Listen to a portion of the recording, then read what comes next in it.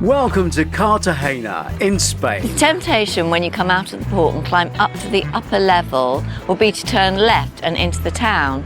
But if you want to see the Castle of the Conception and the Amphitheatre, if you look for the artificial whale's arch and go straight ahead and then up, you'll be right there with amazing views. What you can spy in the distance between the buildings is the Bullring.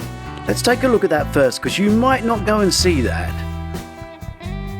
Cartagena is continually being excavated. The amphitheatre was only discovered by accident in 1980. It's not Roman, but underneath they found Roman ruins.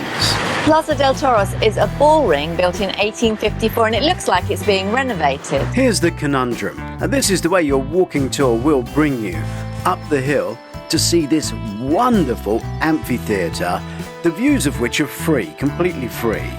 The question is, do you go down from here or continue up further to the castle?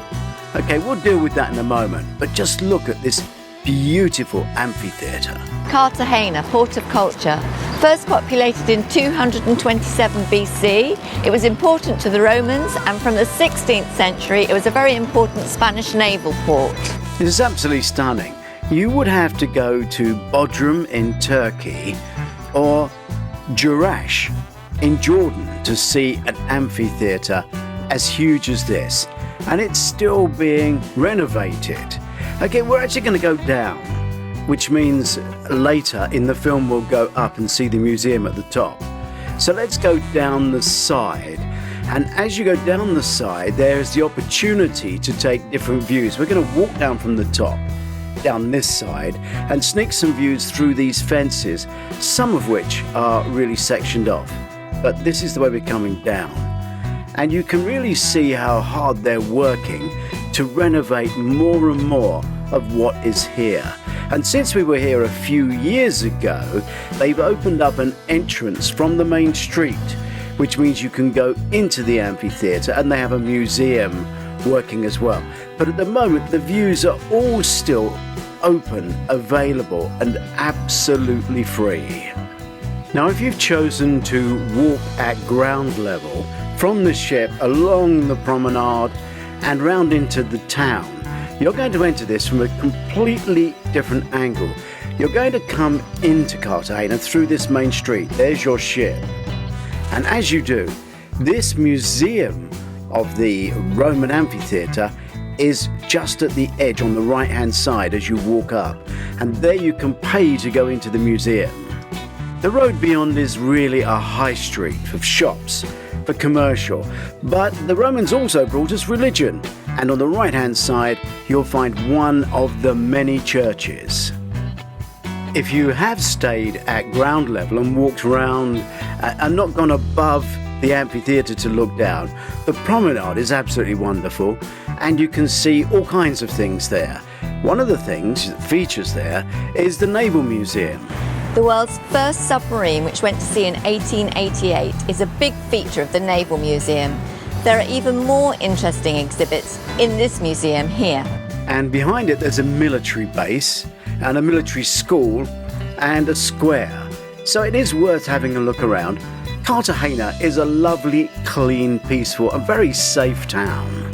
With its military and naval past, the castle and the Naval Museum are the two big features of Cartagena. The hop-on, hop-off bus is a good way to see Cartagena, or there's a trolley train.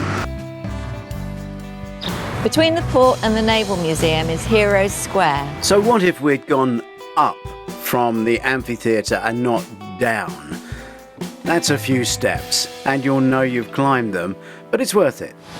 You don't need to wear a Fitbit to know you've done a few steps here. Whew. The price has gone up since we made this film. Castle of Conception is the 13th century castle. When you get to the top, you can buy a ticket for €3.75 and go and visit the rooms and museums inside the castle. These well-kept gardens make a lovely morning stroll.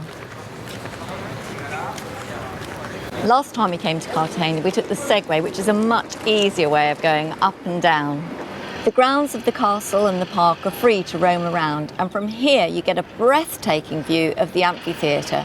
and you can see how it could have been buried in the side of the mountain. We're making our own walking tour via the map we were given. So this is the Merman. It's actually number 3 on the map, but you have to look up because I actually walked past without noticing it. It's in Plaza del Sol. If you carry on along Princes Street, past the Merman statue, along Ersatz Street, keep going, and then turn right at the escalators and the statue of the fisherman, then you turn right at the horse statue, you're practically at the park. Great view of the harbour. This would have been a fantastic fortress. You can see for miles.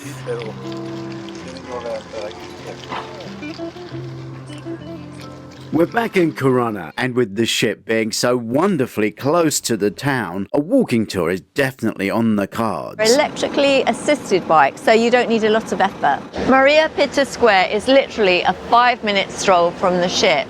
And in the corner here is the information office where you can go in and get a map. It is a town where you might carry one of those plastic maps, because it can rain in La Coruna. Shakespeare, there's Bernard Shaw. If you turn left from the port, you'll find this little park. It's nice to stroll through. There's lots of statues and waterfalls. If you turn right, you'll walk all the way to the lighthouse. Just to reiterate, buy your ticket here in the parking lot before you walk up to the tower. It's a long walk back down. And the view from the ship of the Tower of Hercules. The station is a short bus ride, 8,000 steps, about 40 minutes. Is it to Vigo? What train? Destination is VIGO. Our tour is €18. We opted for the guide on the phone. I'm going to order another one. This statue in the middle of Virgin Square is to represent the river which flowed over where the park is, but was then diverted after the Great Floods in October in 1957. So this is the church in the Square of the Virgin, and it's beautiful inside. I used to love reading historical novels about the Borgias. They were so wicked. They all slept with each other. They were incestuous. They poisoned each other. And there were only 2 popes from Valencia, and one of them was Alexander Borgia.